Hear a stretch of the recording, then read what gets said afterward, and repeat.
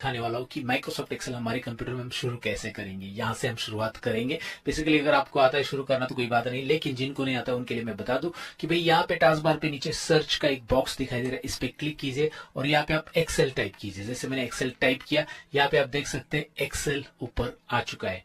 अब ये मेरे केस में यहाँ पे बीच में आ रहा है क्योंकि ये विंडोज 11 है, जो सर्च बॉक्स है यहाँ पे सेंटर में आ रहा है टास्क बार के।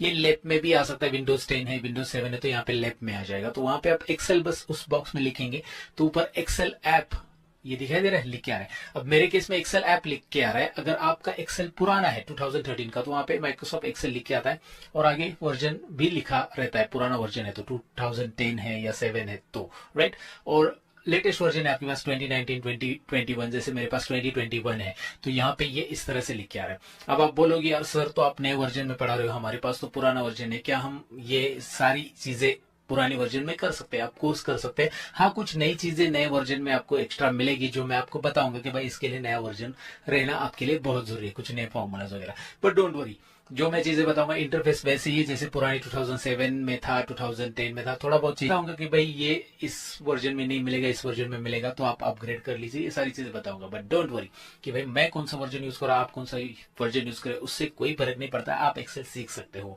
आपके पास जो भी है लैपटॉप में उससे आप सीख सकते हो स्टेप बाय स्टेप। तो यहाँ पे एक्सेल दिखाई दे रहा है, मैं क्लिक करूंगा तो ये स्टार्ट होगा।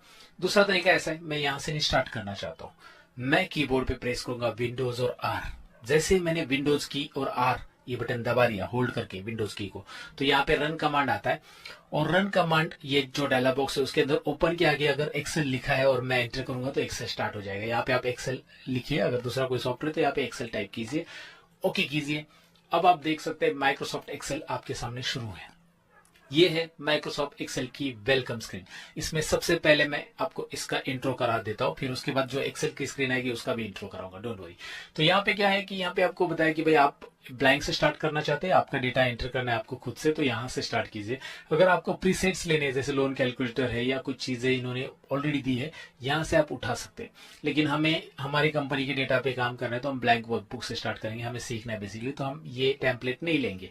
यहाँ पे ढेर सारे टेम्पलेट और भी आपको मिलेंगे। उसके अलावा उसी के नीचे आपको यहाँ पे रिसेंट एक टैब दिखाई दे रहा है। जैसे आप मोबाइल फोन में रहते हैं ना रिसेंट कॉल्स वगैरह, आए हुए कॉल्स गए हुए कॉल्स, वैसे रिसेंट ओपन की हुई फाइल्स की लिस्ट यहाँ पे आपको दिखाई देगी।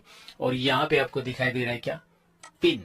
अगर मैं कोई फाइल पिन करता हूं, जैसे मैंने एक प्रैक्टिस फाइल पिन करके रखी है, तो यहाँ पे पिन वाली फाइल्स दिखाई देगी। कैसे पिन करना है आगे चलकर हम सीखेंगे, बट यहाँ पे रिसेंट और यहाँ पे पिन, मतलब रेगुलर मुझे कोई फाइल यूज करे तो मैं पिन कर सकता हूँ। पिन करना सिंपल है, जैसे ये फाइल मुझे रेगुलर यूज करे तो इसके आगे आकर मैं पिन करूंगा तो ये पिन में चला जाएगा, जो मुझे इजीली एक्सेस हो जाएगा रेगुलर अगर मुझे उस पर काम करना है तो, राइट।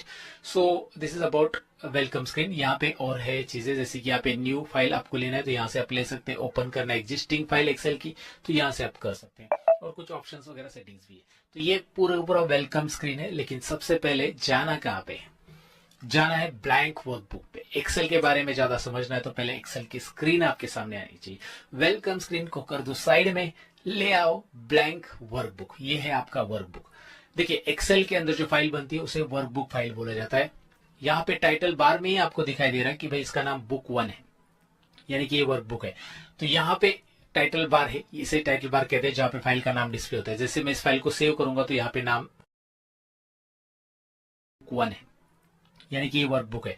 तो यहाँ पे टाइटल बार है, इसे टाइटल बार कहते हैं जहां पे फाइल का नाम डिस्प्ले होता है। जैसे मैं इस फाइल को सेव करूंगा तो यहाँ पे नाम दिखाई देगा।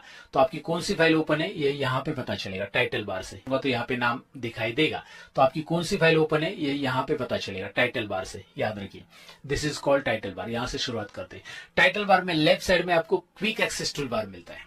इस इंटरफेस को समझ रहे, देखिए टाइटल बार में लेफ्ट साइड में जो यहाँ पे आपको दिखाई दे रहा है छोटा सा ऑप्शन, जैसे माउस पॉइंटर इसके ऊपर रखता हूं तो वो बता रहा है कि भाई ये सेव है, ये अनडू है, ये रीडू है। ओके, फिलहाल कांट अनडू कांट रीडू बोल रहा है क्योंकि अभी कुछ अनडू रीडू करने के लिए है नहीं, आगे चलकर मैं समझाऊंगा अनडू रीडू, डोंट वरी। यहाँ पे फॉर्म है, यहाँ पे फिल्टर है, यहाँ पे कैसे ऑप्शन ऐड करते हैं ये भी हम देखेंगे। ये क्विक एक्सेस टूल बार, फिलहाल क्विक एक्सेस टूल बार।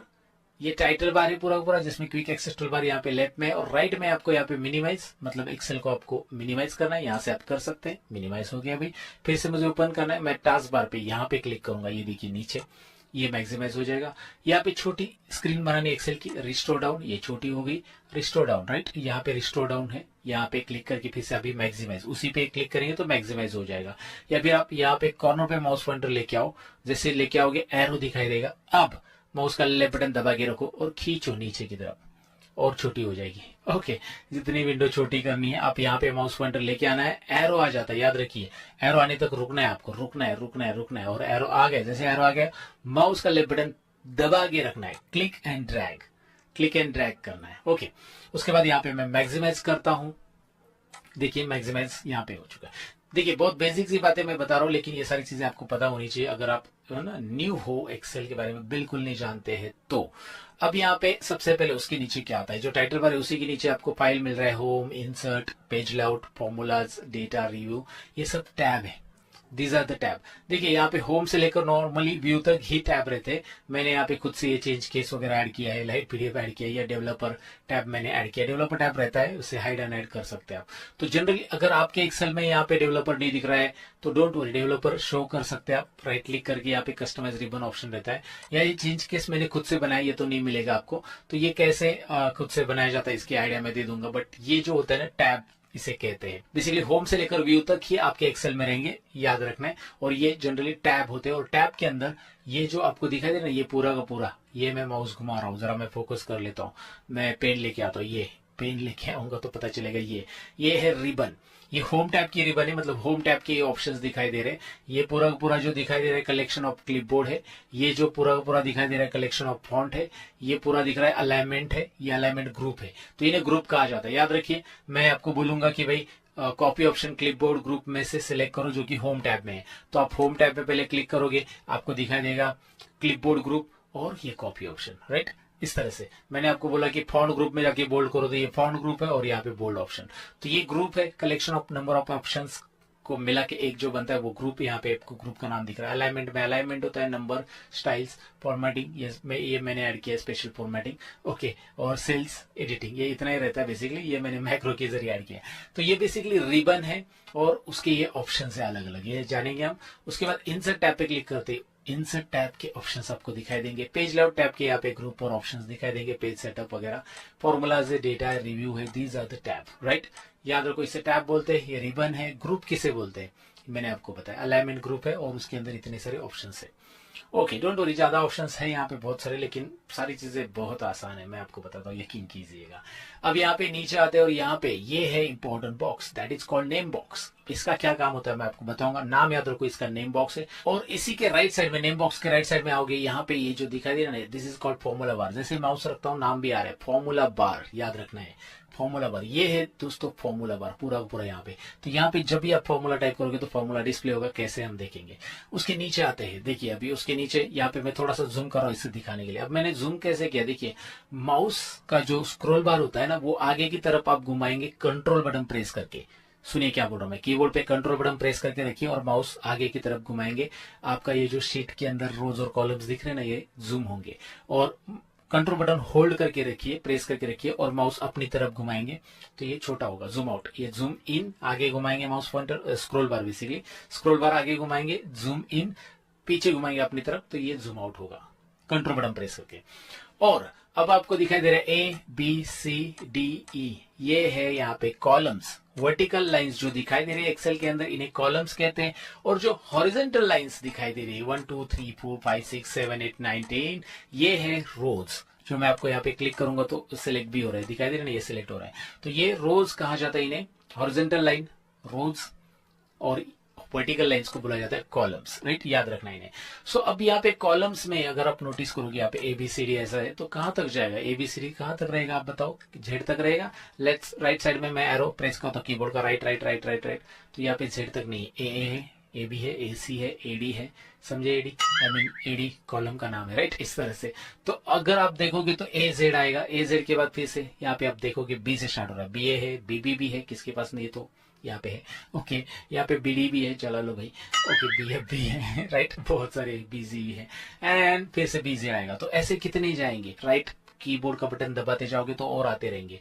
तो लास्ट पे जाना है ऐसा, एक एक इतने सारे कॉलम्स, कितने कॉलम्स है, फिर लास्ट में जाना है, लास्ट कॉलम पे कीबोर्ड के ऊपर कंट्रोल बटन दबाओ और राइट एरो कीबोर्ड का दबा दो, जो एरोज है ना, arrow keys left right up and down, तो कंट्रोल और राइट एरो दबाते ही लास्ट कॉलम पे हम पहुंच जाएंगे XFD, और ये 16,384। आप बोलोगे कैसे बताया सर, ये मुझे पहले से पता था, लेकिन अगर आप इसे काउंट भी करोगे तो ये 16,384 ही है। टोटल कॉलम है 16,384। अब आपका कहना होगा कि भाई 16,000 राउंड फिगर क्यों नहीं रखा, 20,000 रखना चाहिए, या 16 या 15, लेकिन यहाँ पे ये एक्चुअली जो स्पेस अलोकेट होता है ना रैम के अंदर, उसके हिसाब से ये आया है। बीट और बाइट अगर आपको थोड़ा सा टेक्निकल नॉलेज है तो मैं बता दूं, तो उसके हिसाब से आया है। 16,384 कॉलम्स है। Control left arrow, control right arrow, control left right, याद रखिए। कंट्रोल लेफ्ट एरो प्रेस करेंगे तो डायरेक्टली आप फर्स्ट कॉलम पे जाओगे। कंट्रोल राइट एरो प्रेस करोगे, कंट्रोल बटन दबा के रखना है कीबोर्ड पे, तो आप लास्ट कॉलम पे आ जाओ। अब यहाँ पे कॉलम तो जान लिया, पहले रो पे हम लोग।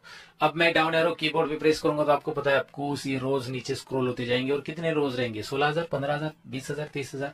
कुछ आइडिया है? नहीं आइडिया तो आइडिया देने के लिए मैं हूं ना दोस्तों। यहाँ पे देखिए कंट्रोल डाउन एरो, 10,48,576। कितने रोज है? 10,48,576। इतने सारे रोज है, लेकिन इतने सारे रोज में हम रिकॉर्ड नहीं रख सकते एक्सेल में। अगर आप इतना सारा डेटा 10 लाख रिकॉर्ड रखोगे तो एक्सेल का डेटा जो है ना हेवी हो जाता है, मतलब प्रोसेसिंग प्रॉब्लम होता है जब आप कोई फॉर्मूला देते हो 10 लाख डेटा पे। तो यहाँ पे 1-1.5 लाख ठीक है, 1-1.5 लाख भी बहुत ज्यादा हो गया, बट ठीक है, वी कैन एडजस्ट इट। और आपको यहाँ पे एक शीट में इतने रोज और इतनी कॉलम मिल रहे। अब मेरे कहने का मतलब क्या है मैं बताता हूँ। कंट्रोल अप एरो प्रेस करता हूँ तो डायरेक्टली आप फर्स्ट सेल पे आ चुके हो। अभी ये जो बॉक्स है ना, इसे सेल कहते हैं बेसिकली। क्या बोलते हैं इसे? सेल। याद रखना इस बॉक्स को सेल कहते हैं, CELL, राइट, याद रखना है। ओके, तो ये जो बॉक्स है बेसिकली ये सेल। अभी जैसे एग्जांपल के लिए मैं बताता हूँ, यहाँ पे मैं क्लिक करता हूँ तो ये C कॉलम और रो नंबर 4, C4, राइट, ये बॉक्स है। तो ऐसे आपको दिखाई दे रहा है ये A1 है, यहाँ पे A1 से शुरुआत हो चुकी है। कंट्रोल डाउन एरो प्रेस करोगे तो ये है A 10,48,576। तो यहाँ पे आप देखोगे ऊपर जो आपको नेम बॉक्स दिख रहा है ना, वहां पे वो बताएगा कि भाई ये सेल जो जहां पे आपका सिलेक्शन अभी वो है A 10,48,576। तो उस सेल का नाम या एड्रेस, यूनिक एड्रेस बोल सकते हैं आप इसे, नाम नहीं एड्रेस ही बोल सकते हैं। तो एड्रेस यहाँ पे दिखाई देगा। कंट्रोल राइट एरो दबा दो तो ये देखिए XFD1 कॉलम का नाम पहले दिखाई देता है, और उसके बाद रो। और कंट्रोल डाउन एरो प्रेस करो तो लास्ट सेल कौन सा है अगर आपको किसी ने पूछा तो आप आसानी से बता सकते हैं यहाँ पे भाई XFD 10,48,576। क्लियर है? तो इतने सारे रोज, इतने सारे कॉलम होते हैं, लेकिन इतने सारे कॉलम और रोज में डेटा टाइप नहीं करना है हमें, अलग अलग शीट में डेटा टाइप करना है। जैसे कि यहाँ पे शीट 1 आपको दिखाई दे रहा है, नीचे देखिए मैंने पेन इसीलिए रखा है ताकि आपका ध्यान उधर आ जाए। यहाँ पे मैंने कर्सर रखा है तो शीट 1, और ऐसे में यहाँ पे छोटा सा प्लस दिखाई दे रहा है ना, let me focus on it, ये दिखाई दे रहा है प्लस। इस प्लस पे आपको क्लिक करना है अगर मैं और एक्स्ट्रा शीट्स यहाँ पे ऐड करना चाहता हूँ तो मैं इस प्लस पे क्लिक करता हूँ। शीट 2 आ रहा है, अगेन मैं प्लस पे क्लिक करता हूँ, शीट 3 आ रहा है, शीट 4 आ रहा है, शीट 5 आ रहा है, शीट 6 आ रहा है। आप यहाँ पे मल्टीपल शीट्स इंसर्ट कर सकते हैं। याद रखिए आप यहाँ पे ढेर सारे sheets, unlimited sheets basically insert कर सकते हैं, लेकिन इतनी हमें जरूरत नहीं है। अब ये शीट की क्यों जरूरत होती है? जैसे मैं जनवरी का रिकॉर्ड यहाँ पे रखना चाहता हूँ, मैं फरवरी मंथ का सेल्स या फरवरी मंथ का अटेंडेंस एम्प्लॉय को वो यहाँ पे रखना चाहता हूँ, जैन फेब, ऐसे सेपरेट हर एक शीट के अंदर मैं अलग अलग रिकॉर्ड ऐड कर सकता हूँ। जैसे मैं शीट में जनवरी का रिकॉर्ड ऐड करना चाहता हूँ तो मैं यहाँ पे क्लिक करूंगा, ऊपर रिकॉर्ड ऐड करूंगा, लेकिन नीचे शीट का नाम भी जनवरी होना चाहिए। तो इसे मैं राइट क्लिक करके शीट के ऊपर राइट क्लिक करते यहाँ पे देखिए क्या ऑप्शन आ रहा है, रीनेम। तो मैं यहाँ पे राइट क्लिक करके रीनेम करता हूँ और इसका नाम कैपिटल में लिख देता हूँ जैन। तो यहाँ पे अपने जैन नाम दे दिया। आप जो चाहिए वो नाम यहाँ पे दे सकते हैं, जैसे फेब नाम देना है तो फेब दे दो। यहाँ पे मैं डबल क्लिक करूंगा और नाम दे दूंगा। एक तो आप राइट क्लिक कर सकते हैं, शीट के ऊपर डबल क्लिक कर सकते हैं, आप इसे नाम दे सकते हैं इस तरह से। और यहाँ पे अप्रैल, ये देखिए, सो जैन फेब मार्च अप्रैल, इस तरह से मैंने यहाँ पे नाम दे दिए हैं। आप जो चाहिए वो राइट क्लिक करके भी यहाँ पे रीनेम कर सकते हैं। अगर आपको लगता है कि यार 4 ही महीने का चाहिए, 3 तो एक्स्ट्रा हो गई या फिर ये एक्स्ट्रा हो गई, तो राइट क्लिक करो इसके ऊपर and delete the sheet. Okay, जैसे आप इस शीट को डिलीट करोगे डिलीट हो जाएगा। अगर शीट के अंदर कुछ भी डेटा नहीं है तो यहाँ पे कुछ पॉपअप नहीं आएगा, लेकिन अगर आपने शीट में कुछ टाइप किया हुआ है एग्जाम्पल के लिए इस शीट में, और अब अगर आप इसे डिलीट करते हो तो ये एक पॉपअप भेजेगा आपको, बोलेगा Microsoft Excel will permanently delete this sheet, do you want to continue. Yes I wanted to continue. Permanent delete मतलब क्या, ये हमेशा के लिए इसका डेटा डिलीट कर देगा। ये आप वापस डेटा को ले नहीं सकते इस शीट के अंदर जो डेटा, ये स्पेशली इस शीट के अंदर जो आपने ये लिखा है ना, ये परमानेंट डिलीट होगा। आप कंट्रोल जेड यहाँ पे नहीं कर सकते। कंट्रोल जेड पता रहेगा आपको, नहीं पता तो बता दूं, अनडू होता है। बेसिकली आप एक्सेल में देखो, एक्सेल में आप कुछ काम करते हो, जैसे मैंने यहाँ पे कुछ काम कर दिया, जैसे कुछ नंबर्स टाइप कर ले एग्जाम्पल के लिए। अब देखिए ये नंबर्स मैंने टाइप किए और फिर मेरे से गलती से ये नंबर डिलीट हो गया। अब मैं इन्हें वापस चाहता था लेकिन गलती से डिलीट हो गया, मुझे याद नहीं, तो यहाँ पे आपकी गलती माफ होती है। बेसिकली कंट्रोल जेड अगर आप दबा दोगे तो आप पीछे आ जाओगे। कंट्रोल जेड एक स्टेप पीछे, और कंट्रोल जेड करोगे तो इसके पीछे हमने क्या किया था, और कंट्रोल जेड उसके पीछे मैंने ये नंबर है ना हटाया। ये देखिए एक एक नंबर हटता गया क्योंकि ये नंबर मैंने टाइप करते गया था एक एक। Control Z undo. अब मैं कंट्रोल वाई करता हूँ, redo, control Y Y Y. Control Z से होता है अनडू, बैक बैक बैक, मतलब जो जो स्टेप्स आपने पहले किए थे वो सब पीछे चले जाएंगे, और रीडू वही उन्हीं स्टेप्स को रिपीट करेगा। जो अनडू किए हैं उसे रीडू कर सकते हैं आप। अनडू रीडू याद रखना है भाई। एक्सेल में आपकी गलतियां माफ होती, लाइफ में तो होती नहीं है, पर एक्सेल में यहाँ पे माफ होती है। मतलब बेसिकली कंप्यूटर में अनडू रीडू होता ही है। शायद किसी को नहीं पता होगा इसलिए मैंने बताया। अगर ये डिलीट हो गया गलती से तो कंट्रोल जेड दबा दो, अनडू से ही आ जाएगा, राइट। सो अनडू आपको पता चला, रीडू आपको पता चला, शीट को रीनेम करना भी पता चला और शीट को डिलीट करना भी पता चला। तो ये बोलेगा कि भाई जैसे आप शीट डिलीट करोगे इसमें कुछ भी लिखा है या कुछ भी चेंजेस किए वो परमानेंट डिलीट होंगे, ये अनडू नहीं होंगे। तो शीट को इस तरह से आप डिलीट कर सकते हैं। तो बेसिकली शीट आप अनलिमिटेड चाहिए जितनी इंसर्ट कर सकते हैं। ये आपको क्लियर हो चुका है। रोज क्या होते हैं, कॉलम क्या होते हैं, ये तो हमने देख लिया। अब थोड़ा सा सेल और फॉर्मूला के बारे में भी डिटेल में जानते हैं। अब जब मैंने यहाँ पे क्लिक किया, मैंने आपको बताया था कि ये सी कॉलम है और ये रो नंबर 5 है। जहां पे भी कॉलम और रो का इंटरसेक्शन हो रहा है उस पर्टिकुलर लोकेशन को हम सेल बोलते हैं, और इसका एड्रेस यहाँ पे दिखाई देता है C5। एड्रेस बहुत इंपॉर्टेंट चीज है। जैसे मैंने यहाँ पे क्लिक किया तो इसका एड्रेस है E7 और मैंने ऐसा सिलेक्ट किया तो इसे बोलते हैं रेंज ऑफ सेल। जब आप मल्टीपल सेल्स एक साथ सिलेक्ट करते हैं तो भैया अभी ये एक सेल पकड़ के नहीं चलेंगे ना भैया बहन जी, जो भी है। C4 ये सेल से हम शुरुआत करेंगे। शुरुआत यहाँ से होगी C4। ये आपकी हेड सेल है जो कि व्हाइट में रहेगी, हमेशा ऊपर दिखाई दे रही है। अगर आपने ऐसा सिलेक्ट किया तो हेड सेल यहाँ पे दिखाई दे रही है, मतलब पहली सेल। सो B4 से हमने शुरुआत की और हमारा लास्ट सेल है F7, F8, F कॉलम और 8 नंबर रो दिखाई दे रहा ना। तो ये है F8। तो इस पर्टिकुलर रेंज को क्या बोलेंगे हम, जो भी हम सिलेक्ट कर रहे हैं इसे इस तरह से बोलेंगे। ये B3 से अब ये है F9, तो हम यहाँ पे सपोज इसका इस तरह से रेंज लिखेंगे B3 to F9। ये इस तरह से रेंज ऑफ सेल बोला जाता है, इसे इससे डिफाइन किया जाता है। सो रेंज ऑफ सेल किसे बोलते हैं मैंने आपको बताया। एक सिंगल सेल है तो उसका एड्रेस बार में दिखाई देगा, और रेंज ऑफ सेल जब सिलेक्ट करते हो तो ये पहला सेल ही दिखाता है एड्रेस बार में। दूसरी चीज यहाँ पे जो फॉर्मूला बार है उसका क्या काम है। अब सेल में मैं कुछ भी कंटेंट लिखूं, मैंने कंटेंट जो मैं लिख रहा हूं ना, जो भी नंबर्स वैल्यूज मैंने ऐड की बेसिकली, तो ये वैल्यूज यहाँ पे as it is formula bar दिखाएगा, राइट। और मैंने यहाँ पे कर्सर रखा है और मैंने यहाँ पे बोला इज इक्वल टू। देखिए मैं अभी क्या कर रहा हूँ, इज इक्वल टू फॉर्मूला लिख रहा हूँ यहाँ पे। Is equal to, every formula begins with is equal to sign in Excel, तो begins with is equal to. तो रिमेंबर इज इक्वल टू दे दो, इस पे क्लिक करो, कीबोर्ड पे प्लस बटन दबा दिया, इस पे क्लिक किया, कीबोर्ड पे प्लस बटन दबा दिया, इस पे क्लिक किया। अब ये क्या आ रहा है, C5, C4, C3। मैंने जैसे क्लिक किया वैसे वो सेल्स का एड्रेस ले रहा है, लेकिन जैसे मैं एंटर करूंगा उन सेल्स का टोटल ले रहा है। क्या बात है। और यहाँ पे टोटल है 122 और फॉर्मूला बार आपको बता रहा है, भैया टोटल नहीं बता रहा है फॉर्मूला बार, क्या बता रहा है देखिए, फॉर्मूला बार आपको बता रहा है C5 plus C4 plus C3। मतलब ये रिजल्ट कैसे आया है ये फॉर्मूला बार आपको बता रहा है। फॉर्मूला बार बता रहा है कि भाई ये जो रिजल्ट आ रहा है यहाँ पे, वो रिजल्ट बेसिकली इन तीनों सेल्स का, ये ऊपर के 3 सेल्स दिखाई दे रहे हैं ना, इन तीनों सेल्स का रिजल्ट यहाँ पे आ रहा है, ये formula bar. So formula bar will shows the formula if there is a formula in your cell, and it will show content if there is a content in your cell. जैसे ये content है normally तो content दिखाई देगा। जैसे यहाँ पे मैंने लिखा, मेरा नाम ही लिख दिया सतीश, तो यहाँ पे सतीश है तो फॉर्मूला बार सतीश ही दिखाएगा, राइट, एज इट इज। लेकिन यहाँ पे फॉर्मूला है तो फॉर्मूला बार यहाँ पे फॉर्मूला दिखाएगा, राइट। सो रिमेंबर, ये एक चीज याद रखनी है, फॉर्मूला बार क्या काम का होता है, और फॉर्मूला बार बहुत काम का होता है। हमें कभी भी फॉर्मूला एडिट करना है, फॉर्मूला देखना है, तो यहाँ से हम कर सकते हैं बड़े बड़े फॉर्मूला। जब हम लिखते हैं VLOOKUP वगैरह आगे चलकर सीखने वाले, तो उस टाइम पे यहाँ पे हम हेड करेंगे कि भाई हाँ ये फॉर्मूला प्रॉपर हम लिख रहे हैं कि नहीं, वहां पे दिखाई दे रहा है बार बार।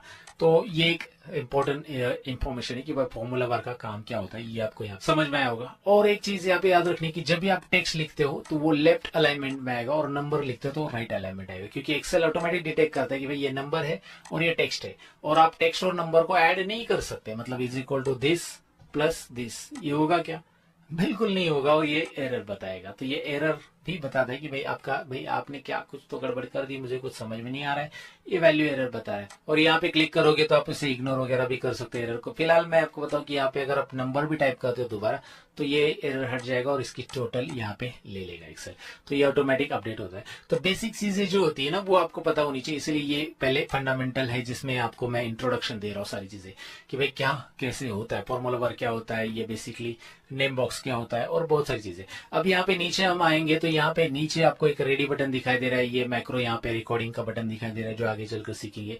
राइट साइड में यहाँ पे आपको कुछ ग्रिड वगैरह जूमिंग का ऑप्शन भी दिखाई दे रहा है। जूमिंग यहाँ से आप जूम कर सकते हैं, यहाँ से आप जूम आउट कर सकते हैं। सो जूम आउट जूम इन दोनों भी ऑप्शन यहाँ पे दिए है। यहाँ पे आप क्लिक करोगे, नॉर्मल जूमिंग 100 रखना है, मैक्सिमम आप 400 तक लेके जा सकते हैं एक्सेल में, नॉर्मली याद रखो ये, और ये 100 है। जूमिंग आप कंट्रोल बटन दबा के कीबोर्ड के ऊपर माउस का स्क्रॉल बटन आगे की तरफ घुमाओ, जूम इन होगा। कंट्रोल बटन दबा के अपनी तरफ माउस का स्क्रॉल बटन घुमाओ, ये मैंने पहले भी बताया था। तो यहाँ पे जूम इन जूम आउट है। साथ में अगर यहाँ पे मैं कोई नंबर लिखता हूं, ध्यान से देखिए, यहाँ पे मैंने जो नंबर लिखा है इन तीनों सेल्स को मैं सिलेक्ट करता हूं तो इनकी कुछ चीजें यहाँ पे दिखाई देगी इस बार पे पर। ये स्टेटस बार है बेसिकली, याद रखिए छोटा सा। यहाँ पे बता रहे कि ये तीनों नंबर का एवरेज है 69, काउंट 3 नंबर है और टोटल है 208, राइट। यहाँ से आप इजीली किसी भी सिलेक्टेड नंबर की टोटल ले सकते, फिर वो कितने भी नंबर हो, 3 क्या इधर 100 नंबर भी हो, कितने भी नंबर हो अलग अलग रेंज में, उन सभी की वो टोटल बताएगा। जैसे मैंने यहाँ पे ढेर सारे नंबर लिए और इनको सिलेक्ट किया तो जहां जहां नंबर है वो टोटल नंबर काउंट कितने हैं उनका एवरेज निकालेगा और उसकी टोटल भी, जरा जूम करने दो मुझे, और उसकी टोटल भी बताएगा। दिखाई दे रहा है आपको? सो इस तरह से ये चीजें होती है। स्टेटस बार यहाँ पे अवेलेबल रहता है और ये अलग अलग लेआउट है, बेसिकली एक्सेल के लेआउट है। ये मैं क्लिक करूंगा तो ऐसे ये हम लोग प्रिंटिंग एक्सेल जो सेटिंग है उसी में देखेंगे। तो एक्सेल का ओवरव्यू मुझे देना था कि भाई एक्सेल के अंदर क्या क्या चीजें कैसे होती, शीट किसे कहा जाता है, वर्कबुक किसे कहते हैं, बेसिकली ये वर्कबुक है। और एक्सेल के अंदर रोज किसे कहते हैं, ये रोज है, राइट। कितने सारे रोज है आपको पता है। यहाँ पे कॉलम्स है, यहाँ पे कॉलम्स आपको पता है एक्सेल के अंदर के सारी चीजें मैंने बताई दी। तो यहाँ पे हमने ढेर सारी चीजें इंट्रोडक्शन पार्ट में सीख ली है। अब एक्सेल की फाइल सेव करना है तो कैसे करना है, एक लास्ट ऑप्शन हम देखने वाले। यहाँ पे मैंने कुछ कंटेंट टाइप कर दी है, सपोज मैं आ चुका हूँ और यहाँ पे मैंने कुछ कंटेंट टाइप कर दिया, सीरियल नंबर वगैरह है, ऐसा कुछ लिखा है। और अब इस फाइल को सेव करना है तो सेव करने के लिए आप कीबोर्ड पे ऊपर Ctrl+S बटन दबा दीजिए। Ctrl+S बटन दबाते ही ये डायलॉग बॉक्स आता है। वो पूछ रहे हैं कि आपको सेव कहाँ पे करना है, तो आप यहाँ पे जो रिसेंट यूज फोल्डर है उन्हें ले सकते हैं या फिर आप ब्राउज में जाकर अपना कोई एक फोल्डर यहाँ पे सिलेक्ट कर सकते हैं कि भाई मुझे डी ड्राइव में सेव करना है, नहीं भाई मुझे डेस्कटॉप पे जाना है, डेस्कटॉप पे सेव करना है, चलो डेस्कटॉप पे कर लेते हैं। और यहाँ पे फाइल का नाम देना है, लुक एट देयर, फाइल का नाम देना है कि भाई इसमें मैं डेटा एंट्री कर रहा हूँ तो data entry, important data entry, कुछ भी फाइल का नाम दे दो। यहाँ पे आपका वर्कबुक एक्सटेंशन रहेगा। एक्सेल फाइल का एक्सटेंशन होता है .xls, याद रखिए .xlsx, एक्सेल फाइल का एक्सटेंशन। तो ये आपको एग्जाम में पूछा जाता है, एक्सेल से रिलेटेड या इंटरव्यू में पूछा जा सकता है। आपको याद रखना है कि एक्सेल की फाइल .xlsx होती है और मैं इसे सेव करता हूं। अगर मैं इसे सेव करता हूं इस फाइल को और मैं यहां से इसे क्लोज करता हूं अभी, तो ये सेव है डेस्कटॉप के ऊपर। आपकी डेटा एंट्री ये देखिए ऊपर आ चुका है, डेटा एंट्री .xlsx।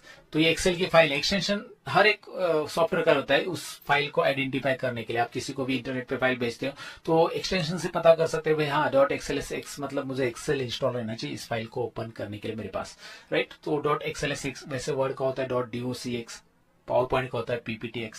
तो ऐसे एक्सटेंशन याद रखना बहुत जरूरी है आपके लिए। तो फिलहाल इंट्रो पार्ट में आपको फाइल सेव करना भी मैंने बता दिया, आपको बहुत सारी चीजें यहाँ पे मैंने ओवरऑल क्लियर कर दी है कि भाई एक्सेल के अंदर काम करते समय आपको क्या क्या चीजें ध्यान में रखनी है। अब कुछ शॉर्टकट कीज यहाँ पे याद रखना है। एक्सेल को मुझे बंद करना है, यहाँ पे देखिए एक्सेल चालू है मेरी फाइल, मैं Ctrl+W अगर प्रेस करता हूँ तो एक्सेल बंद नहीं होगा, लेकिन एक्सेल का जो वर्कबुक मैंने ओपन करके रखा था ना, मेरा वर्कबुक जो मैंने डेटा एंट्री फाइल ओपन की थी वो बंद है, लेकिन एक्सेल चालू है। तो अगर मुझे मेरा वर्कबुक फिर से ओपन करना है तो कीबोर्ड पे Ctrl+O बटन दबा दो। ओ बटन दबाते ही ओपन आ रहा है और ओपन में वो बोल रहा है कि आपका वर्कबुक ये देखिए टुडे, आज ओपन किया ना मैंने, रिसेंट यूज में दिख रहा है मेरे को, राइट। तो मैं यहाँ पे डेटा एंट्री पे क्लिक करूंगा और इसे ओपन करूंगा। या फिर यहाँ पे मेरा वर्कबुक है ही नहीं तो मैं ब्राउज में जाऊंगा और ढूंढूंगा कि भाई मेरा वर्कबुक कौन से फोल्डर में, डेस्कटॉप पे, डाउनलोड्स में, जहां पे भी है वहां पे जाकर मैं इसे सिलेक्ट करूंगा। जैसे मैंने डेस्कटॉप पे सिलेक्ट किया, ओपन किया, ये ओपन हो गया। सो Ctrl+W क्लोज, Ctrl+O ओपन यहाँ पे याद रखना है।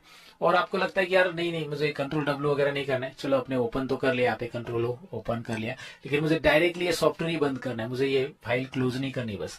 तो पूरा का पूरा सॉफ्टवेयर बंद करने के लिए Alt F4 दबा देना कीबोर्ड के ऊपर, राइट। कंट्रोल W से बस वो फाइल क्लोज होती थी, Alt F4 से पूरा का पूरा सॉफ्टवेयर यहाँ पे क्लोज हो जाएगा, राइट। राइट कॉर्नर पे आप क्लोज पे क्लिक करके भी क्लोज होता है, लेकिन ये एक मैंने आइडिया दिया। सो आपको फाइनली पता चला है कि एक्सेल स्टार्ट कैसे करते हैं, बंद कैसे करते हैं, फाइल ओपन कैसे करते हैं, फाइल